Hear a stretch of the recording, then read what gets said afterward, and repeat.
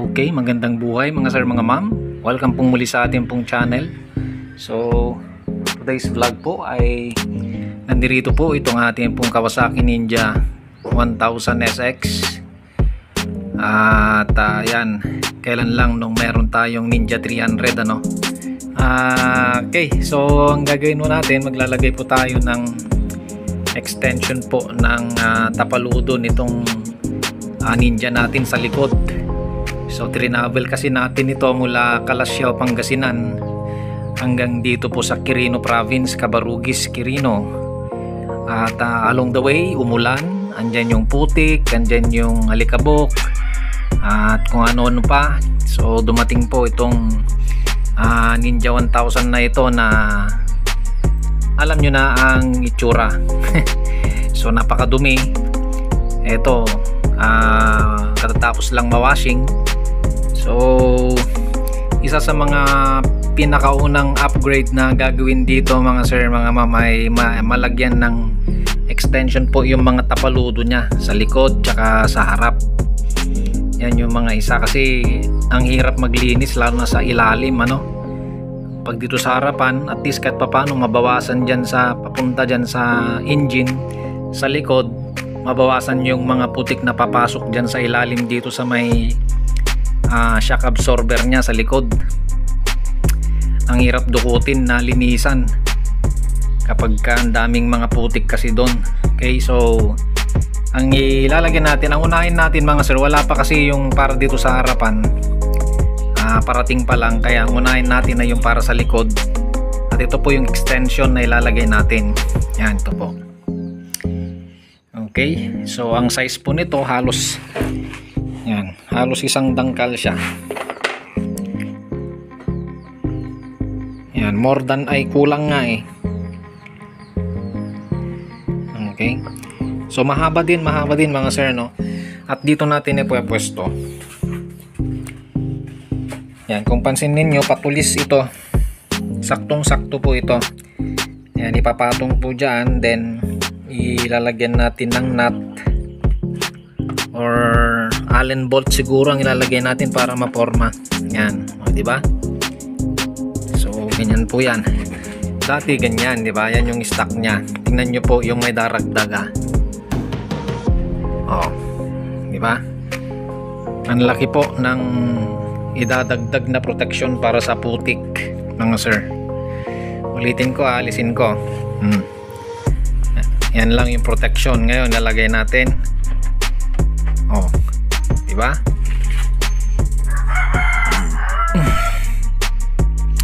So malaking bagay po yan. Saktong-sakto po ito para po talaga sa Ninja 1000 SX po ito, itong extension na ito.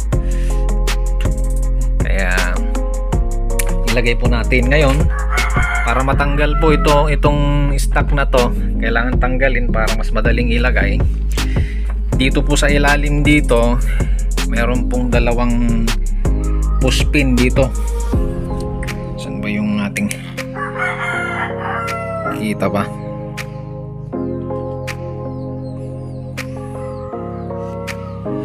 Ayun, kaso madilim. Okay, mahirap makita mga sir ano, pero andyan sa andito po sa likod nito. Okay, andito, focus, andito dalawa, parang magkatabing ganyan itong plastic na to. Kasama po kasi na kasama po nito, natatanggalin. So dito dalawang push pin lang naman yon. So tusukin nyo lang ng alambre, pwede na dalawa. Okay, nandito. Then merong kan dito, tatanggalin dyan. Tapos saan pa? I think yun lang dyan sa kabila. Ngayon dito sa kabila naman,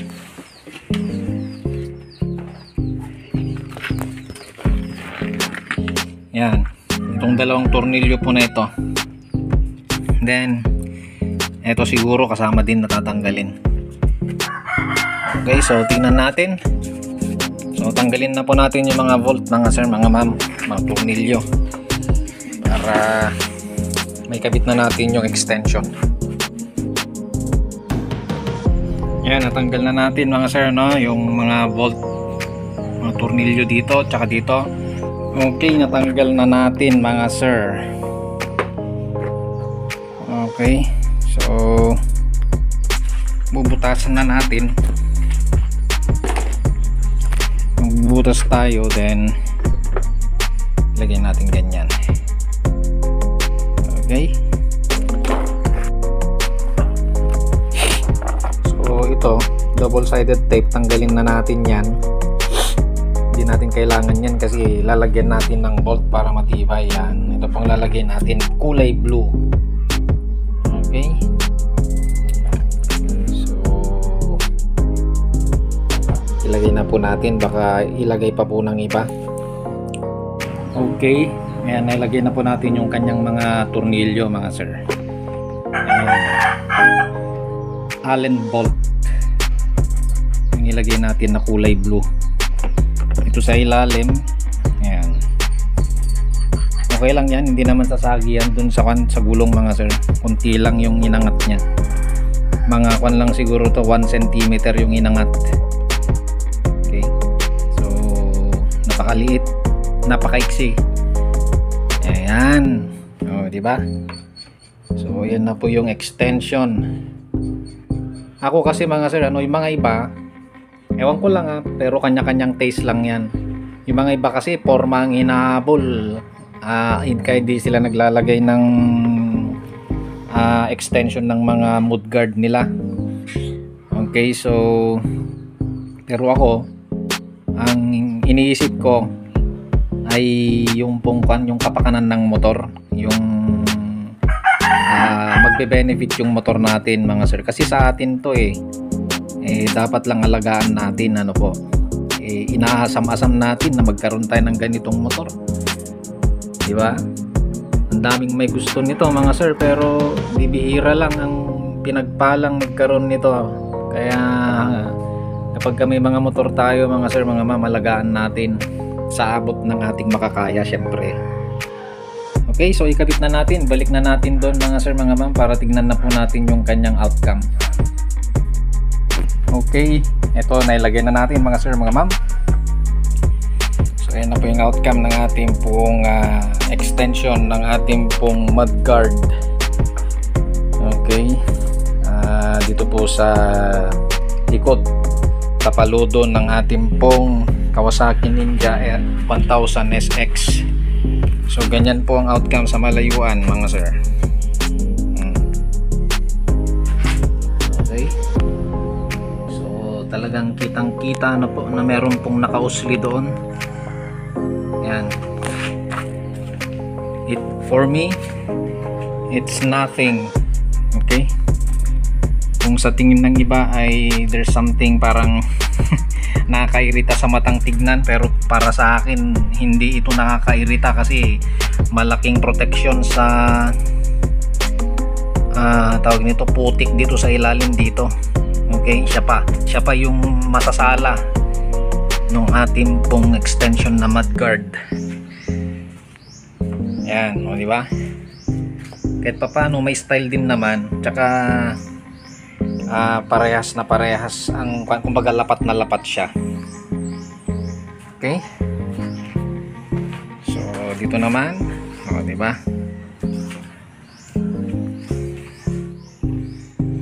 yan. So yun lang po yung aking pong na-share mga sir, mga ma'am, sa mga naka Kawasaki Ninja 1000 SX.